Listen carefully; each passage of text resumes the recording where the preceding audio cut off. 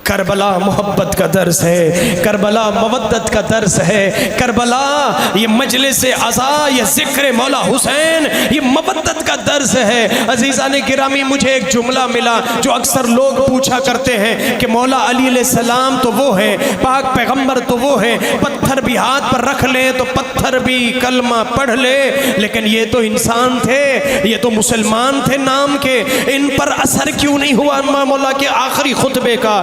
میرے مولا نے اس کا جواب دیا، اس لیے کہ ان کے شکم میں رزق حرام بھرا ہوا ہے۔ رزق حرام کی کیا تاثیر ہے سن لیجئے عزیزان گرامی، اس مجلس میں وہی آتے ہیں جو پاک ہوتے ہیں، اس مجلس میں وہی آتے ہیں جو طاہر ہوتے ہیں، اس مجلس میں وہی خرچ کرتے ہیں جو رزق پاک ہونا چاہیے۔ مجھ سے کسی نے پوچھا کیا مولا تشریف لاتے ہیں، کیا اہل بیت علیہ السلام مجلس میں تشریف لاتے ہیں؟ میں کہتا ہوں ان مجلس میں جس میں ریا نہ ہو، اس مجلس میں جس میں دکھاوا نہ ہو، اس مجلس میں جس میں وہ مومن ہو جو حقیقی حبدار ہو، اہل بیت کے چاہنے ماننے والے ہوں، رزق حلال سے مجلس کا اہتمام کرنے والے ہوں۔ اب میں زیادہ اس پر وضاحت نہیں، ایک جملہ عرض کروں گا، سنیے اور اپنے دل میں تختی پر لکھ لیجئے اور لطف لیجئے۔ رسول اللہ کے دور میں صلوات پڑھیے باواز بلند۔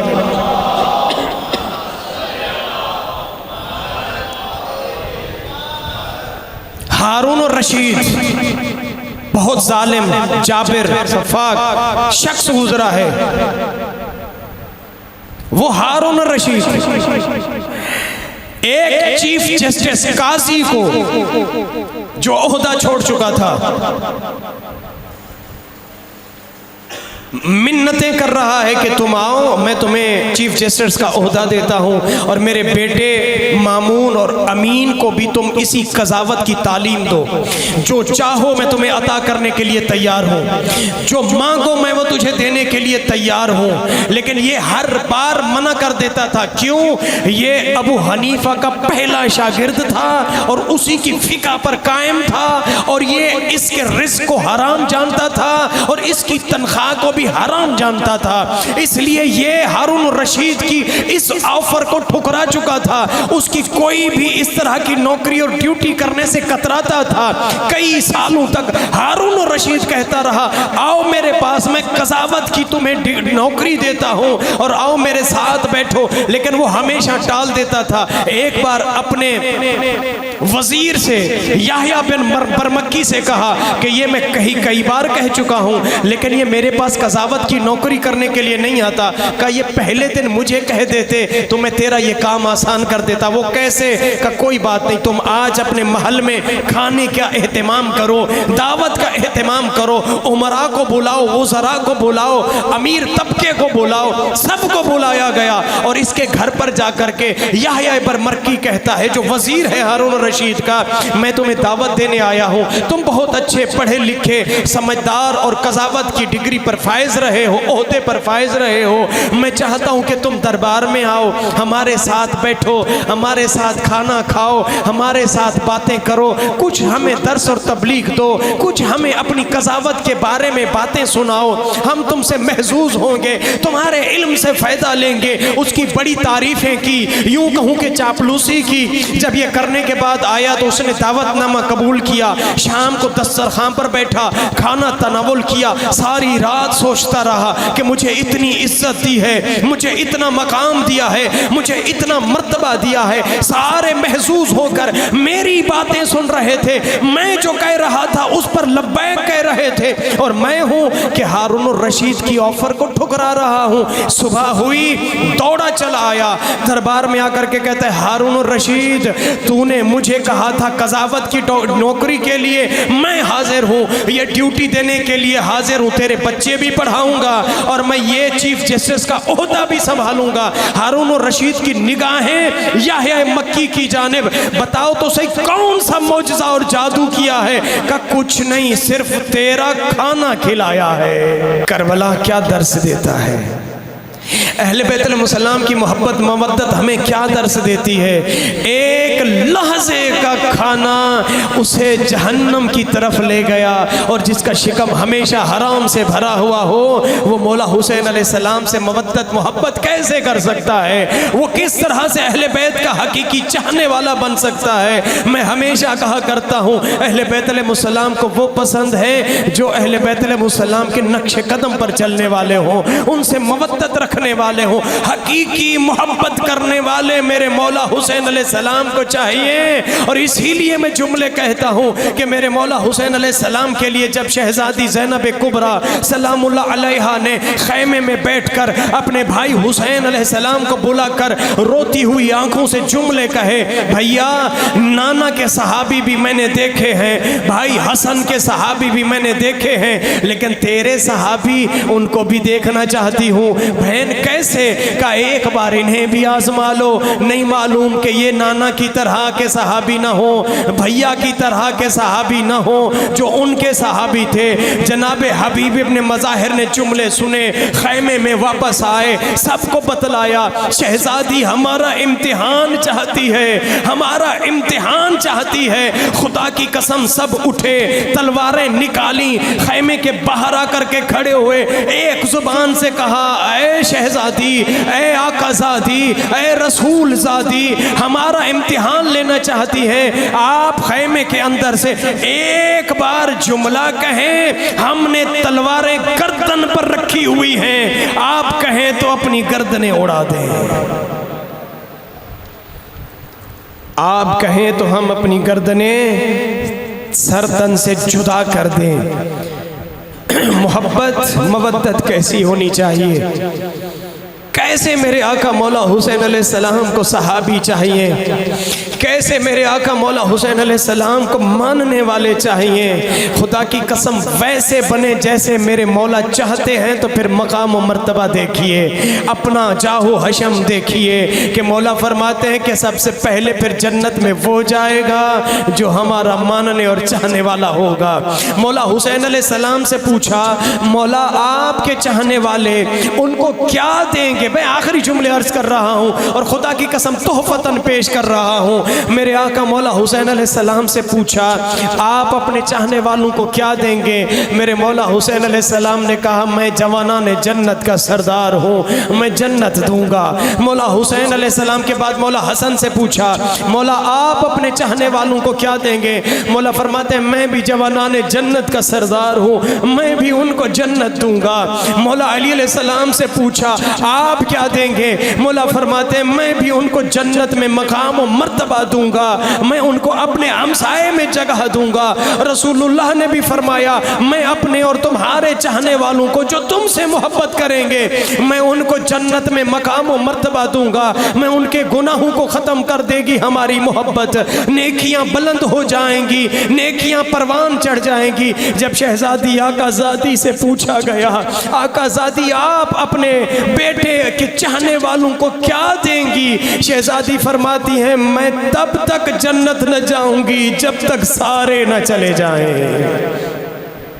میں تب تک جنت ہی نہ جاؤں گی جب تک میرے بیٹے حسین کا چاہنے والا آخری فرد بھی جنت میں نہ چلا جائے، میں تب تک جنت نہ جاؤں گی۔ میں ایک جملہ کہا کرتا ہوں، عزادارو اہل بیت کے چاہنے والوں، محبت رکھنے والوں، شہزادی کو کہیں جنت میں جانے سے دیر نہ کرانا، اپنے آپ کو نیکیوں میں ڈھال دو، اپنی عبادتوں میں اپنے آپ کو لے کر کے آؤ، رزق حلال کی تلاش میں دوڑ پڑو، ویسے بنو جیسے آقا مولا حسین علیہ السلام چاہتے ہیں، جیسے ایک حقیقی شیعہ کو ہونا چاہیے۔ عزادارو اس سے بڑھ کر اہل بیت ہم سے کوئی توقع نہیں رکھتے۔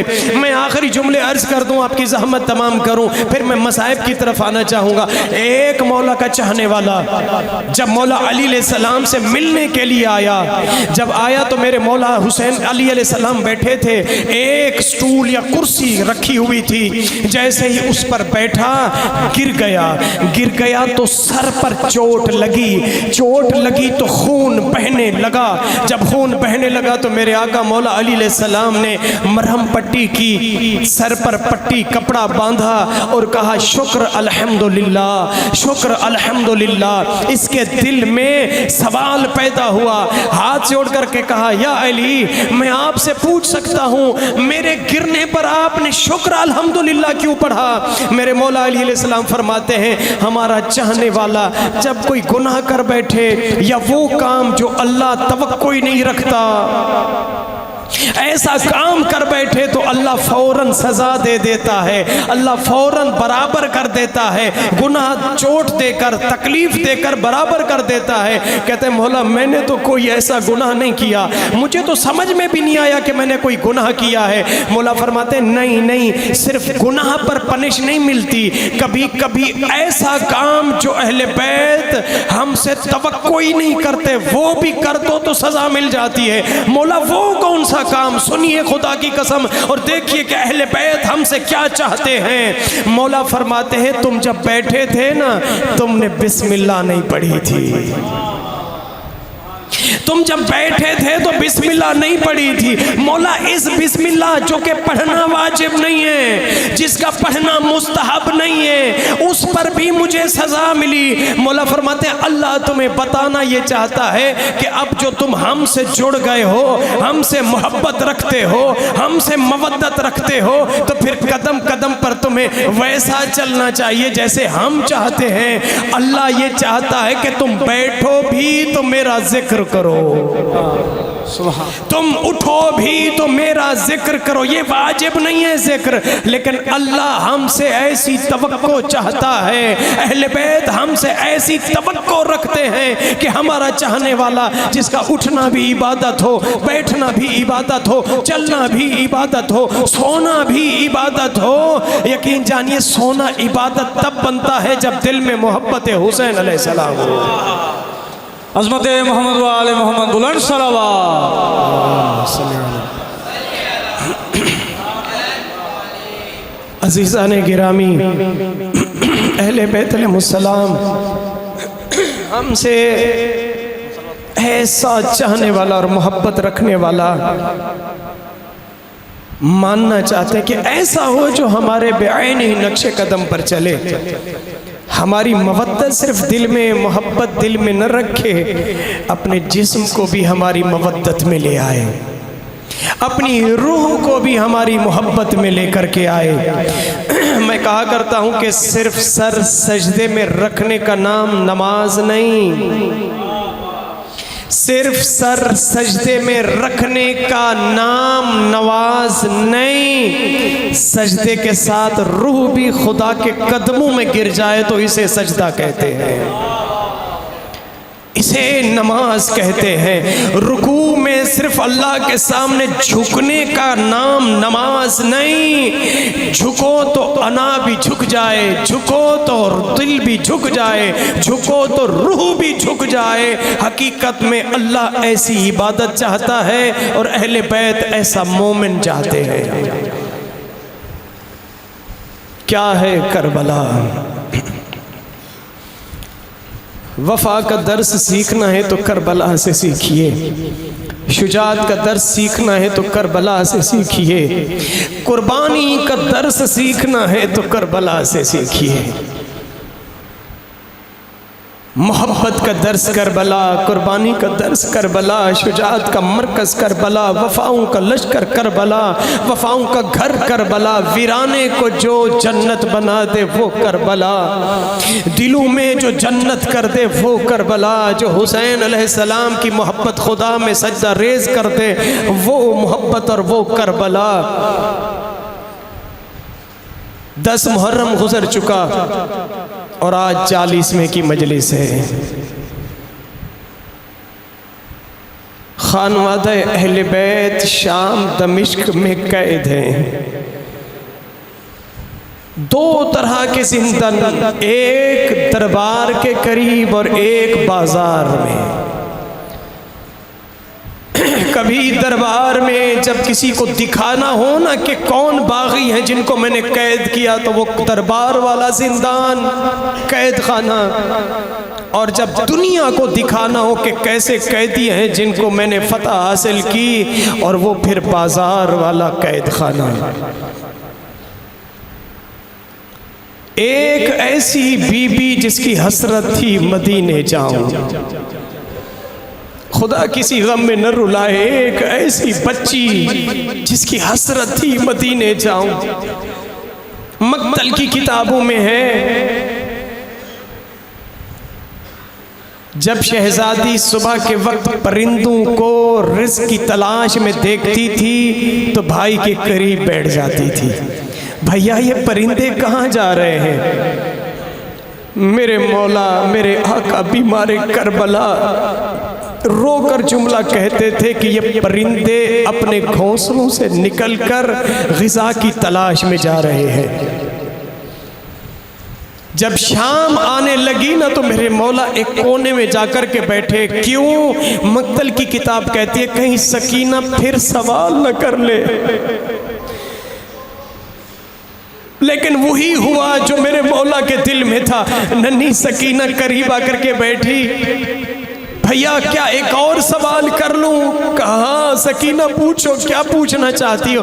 اب یہ پرندے کہاں جا رہے؟ کہا بی بی یہ واپس اپنے گھروں میں جا رہے ہیں۔ تڑپ کر کے کہا بھیا کیا کبھی میں بھی مدینے جاؤں گی؟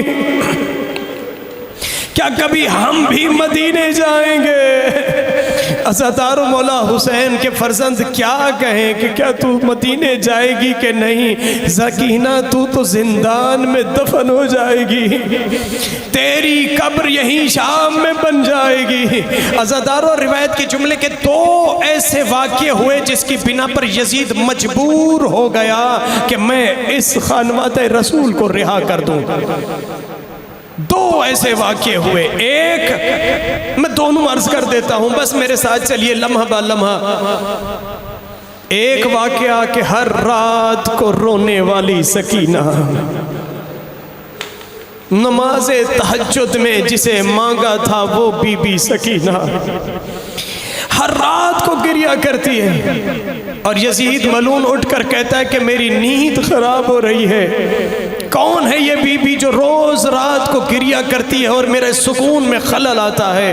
بیمار سجاد کربلا کو بھلایا گیا، کہا یہ میری بہن سکینہ ہے جو اپنے بابا کا غم دکھ برداشت نہیں کر سکتی، جدائی برداشت نہیں کر سکتی، کیا چاہتے ہو؟ ایک بار میرے بابا کا سر دے دو، سر دے دو۔ کہا اتنی محبت ہے؟ کہا اتنی محبت ہے۔ اب ایک عالم ہے جو عراق کے رہنے والے جید عالم دین، میں ان کا جملہ کوٹ کر رہا ہوں، وہ کہتے ہیں کہ یزید ملعون نے کہا اگر سکینہ کو حسین سے اتنی محبت ہے تو میں سر تشت میں رکھتا ہوں، بلائے حسین خود چلا جائے، سر خود چلا جائے۔ میرے آقا مولا حسین کے فرزند امام سجاد آئے، کہا بہن سکینہ سنو گی، تیری محبت کا یزید امتحان لینا چاہتا ہے، تیری محبت کا امتحان۔ کون سا امتحان بھیا؟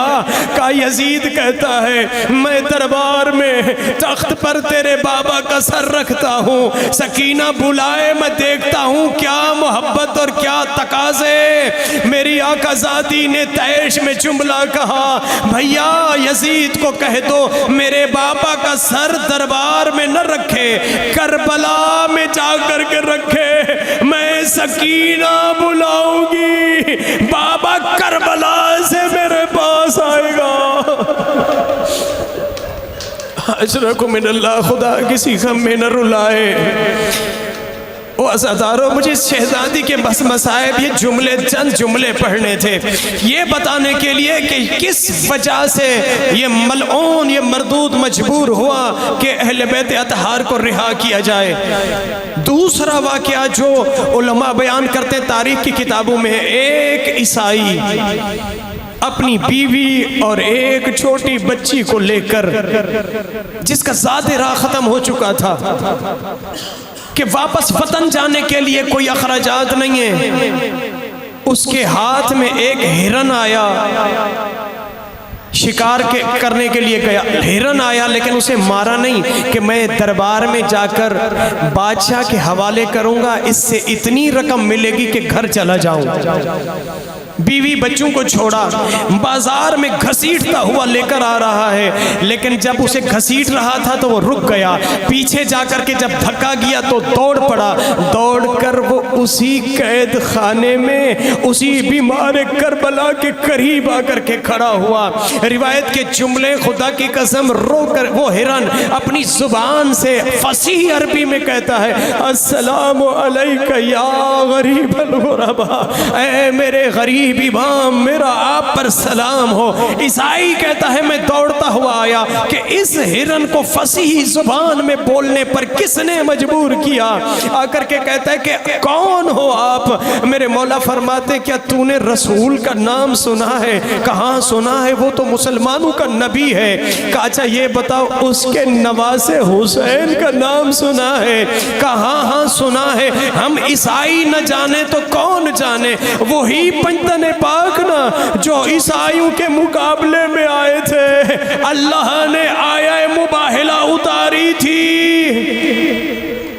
कहा हम वही है, का उसका बेटा मैं ज़ैनुल आबिदीन हूँ। खुदा की कसम ईसाई था, जब उठा ना तो फिर दरवाजे खटका खटा कर कह रहा था, ओ मुसलमानों तुम्हारी गैरत कहाँ चली गई? तुम्हारी गैरत कहाँ चली गई? रसूल ज़ादिया कैद में है, रसूल का बेटा कैद में है और तुम अपने घरों में नर्म बिस्तर पर सो रहे हो। अज़ादारों, जब फौजियों ने सुना ना, इसका सर तन से जुदा किया, जाकर के बाहर एक जंगल में दफना करके चले आए। जब इसकी बेटी और इसकी बीवी तलाश करते हुए पता चला कि इससे कलाम किया और इसके बाद इसने दरवाजे खटखटा करके लोगों को कहा कि मुसलमानों अपने नबी ज़ादे को कैद बना रखा है, इस बिना पर इसे कत्ल कर दिया गया। और इमाम के करीब आकर के बैठी, मौला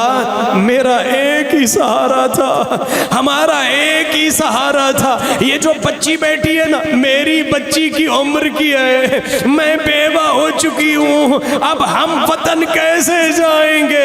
रिवायत कहती है इजाज़ इमामत से मेरे मौला इसे उसी कब्र पर ले गए, हुक्म दिया, वो जिंदा खड़ा हुआ। इमाम ने कहा ये है तुम्हारा शौहर, एक बात याद रखना, हम किसी को जुदा नहीं करते, हम तो दिल मिलाने के लिए आए हैं, हम तो लोगों के घर बनाने के लिए आए हैं। अज़ादारों, इस ईसाई की वजह से या फिर जनाब सैयदा की वजह से जब बगावत फैली तो मजबूर होकर ये बदबख्त अहले बैत अलैहिस्सलाम को रिहाई देता है। जब रिहाई मिली तो आका ज़ादी ने 3 शर्तें रखी। अब सुनिए और मैं आपसे इजाज़त चाहूँगा।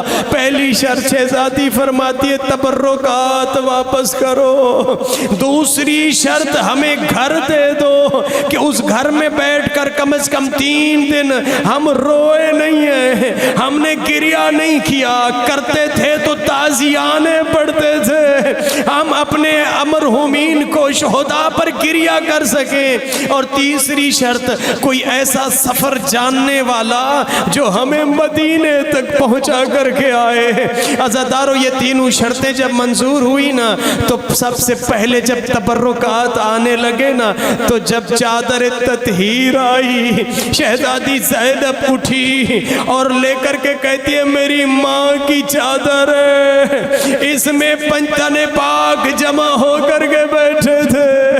अज़ादारों, जब तबर्रुकात में जो छोटी बालियां आई, एक बीबी उठी, अपने हाथों पर ली, रो करके कहा बालियां तो आ गई, लेकिन जिसने पहनी थी वो जिंदान में।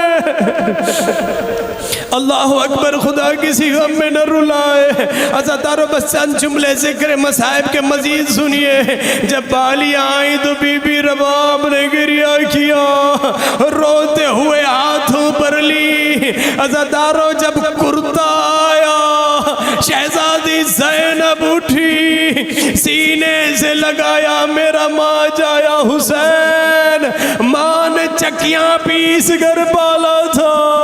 अज़ादारो अब जब सर आने लगे ना तो एक 14वीं की चांद से तरह चमकता हुआ चेहरा बीबी उम्मे लैला उठी और जुमला कहा, अली अकबर शबीए पैगंबर आप माँ तुझे सीने से लगाए। अज़ादारो जब कासिम का सर आया बीबी उम्मे फरवा उठी और जब कासिम का सर लिया तो कहा, कासिम जब गए थे तो चेहरे पर टापू के निशान न थे, वापस आया तो घोड़ों के टापू के निशान।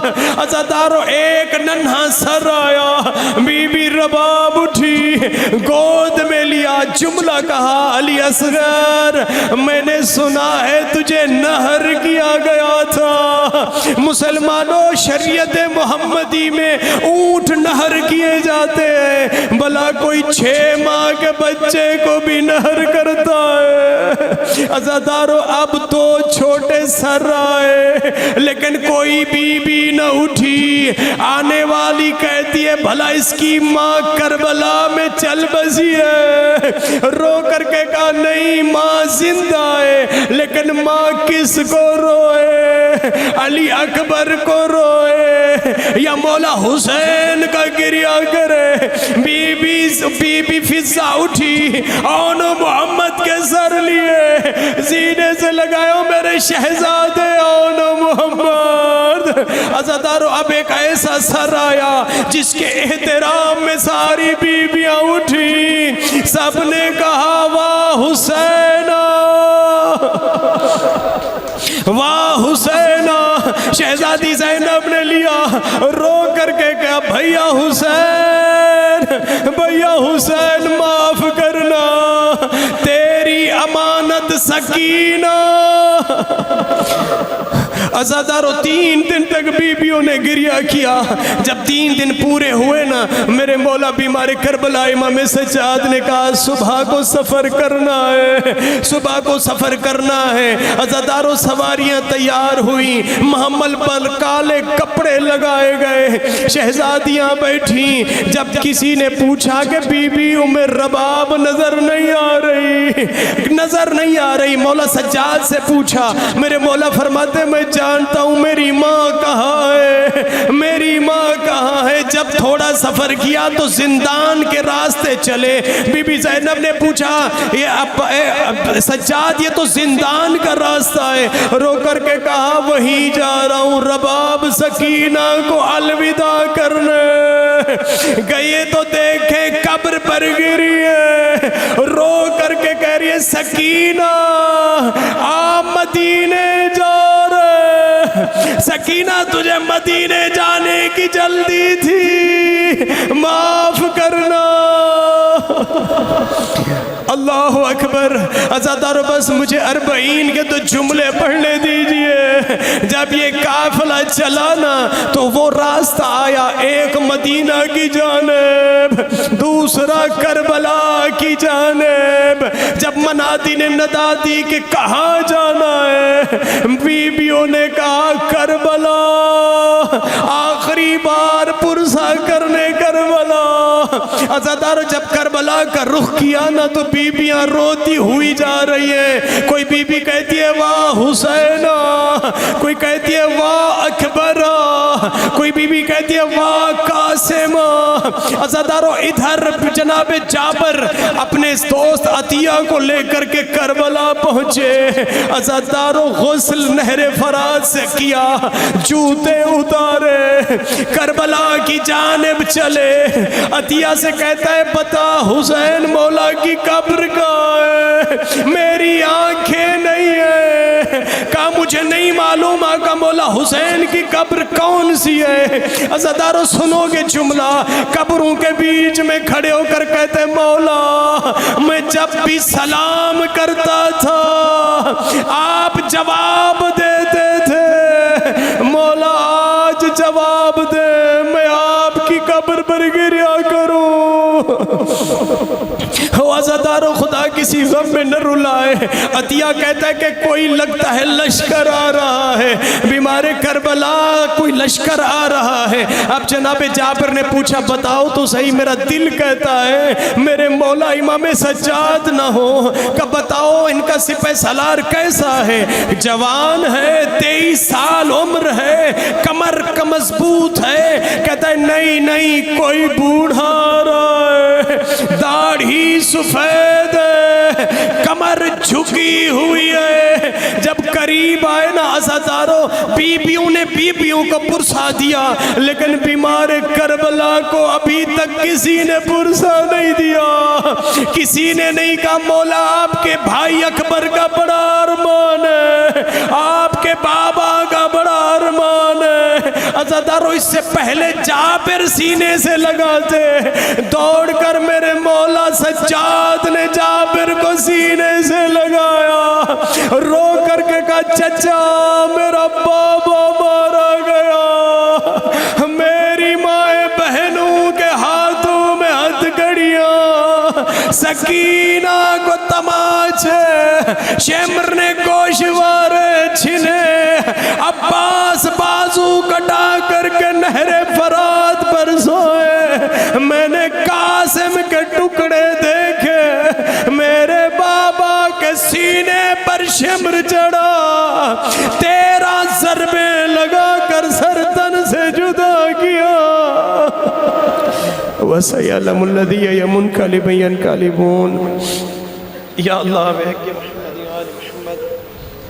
عبادت اپنی بارگاہ عالیہ میں مستجاب فرما.